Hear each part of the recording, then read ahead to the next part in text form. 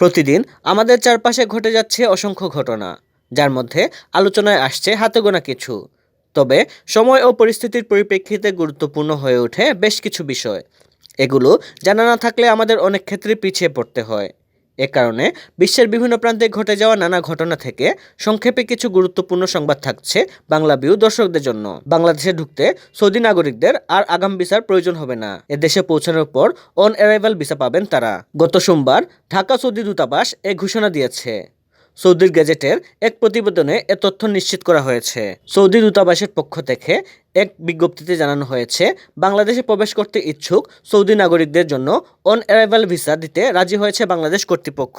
ভ্রমণকারীরা শাহজালাল আন্তর্জাতিক বিমানবন্দরে পৌঁছানোর পর ভিসা পেতে পারেন। বিশ্ব গণমাধ্যমে বাংলাদেশের মেট্রো রেলের খবর। যানজটে নাকাল রাজধানী ঢাকায় চালু হওয়া প্রথম মেট্রো লেন ঢাকাবাসীর মধ্যে আনন্দের উপলক্ষ তৈরি করেছে। বুধবার প্রধানমন্ত্রী শেখ হাসিনা বহুল প্রতীক্ষিত মেট্রো রেল উদ্বোধন করেন। বাংলাদেশের উন্নয়নের মাইলফলক এই মেট্রো রেল উদ্বোধন নিয়ে বিশ্বের বিভিন্ন গণমাধ্যম বেশ কিছু গুরুত্বপূর্ণ খবর প্রকাশ করেছে।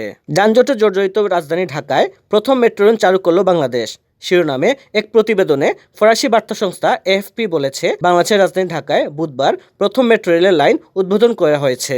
স্থবির এই মেট্রোপলিটন শহরে যানজট হ্রাসের জন্য কাজ করছে কর্তৃপক্ষ।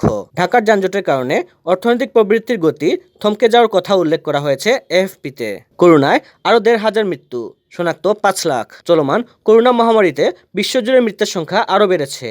একই সঙ্গে বেড়েছে শনাক্ত রোগীর সংখ্যাও। গত ২৪ ঘন্টায় বিশ্বজুড়ে করোনা আক্রান্ত হয়ে মারা গেছেন প্রায় ১৫০০ মানুষ। একই সঙ্গে ভাইরাসও আক্রান্ত রোগীর সংখ্যা দাঁড়িয়েছে ৫ লাখে। এদিকে বিশ্বজুড়ে গত ২৪ ঘন্টায় প্রাণহানি ও শনাক্ত সংখ্যা বেড়েছে জাপানে। অন্যদিকে প্রাণহানির তালিকায় দ্বিতীয় অবস্থানে রয়েছে ব্রাজিল। প্রাণহানির তালিকায় এরপর রয়েছে যুক্তরাষ্ট্র, ফ্রান্স, দক্ষিণ কোরিয়া ও হংকং। এতে করোনা ভাইরাসে বিশ্বব্যাপী মৃতের সংখ্যা দাঁড়িয়েছে ৬৬,৯১,হাজারে। সংক্রমিত হয়েছেন প্রায় ৬৬,৩২,লাখ। চীনের দর্শনার্থীদের করোনা পরীক্ষা বাধ্যতামূলক করল যুক্তরাষ্ট্র। চীন থেকে আসা ব্যক্তিদের বাধ্যতামূলকভাবে করোনা পরীক্ষা নিয়ম জারি করেছে যুক্তরাষ্ট্র।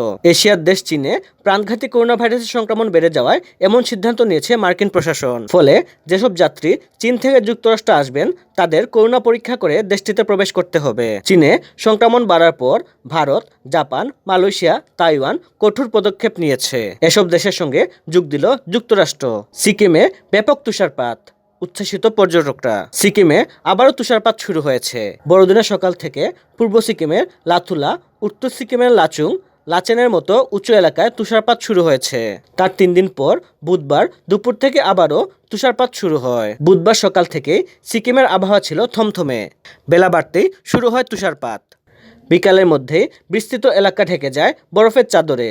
মূলত উত্তর সিকিমের লাচুং ও লাচেং এই দুই শহরে ব্যাপক তুষারপাত হয়েছে। দিনের তাপমাত্রা ছিল হিমাঙ্কের ৫ ডিগ্রিরও নিচে। রাতের তাপমাত্রা ছিল আরও নিম্নগামী। নতুন বছরের আগে এই আবহাওয়া বেশ উপভোগ করছেন পর্যটকরা।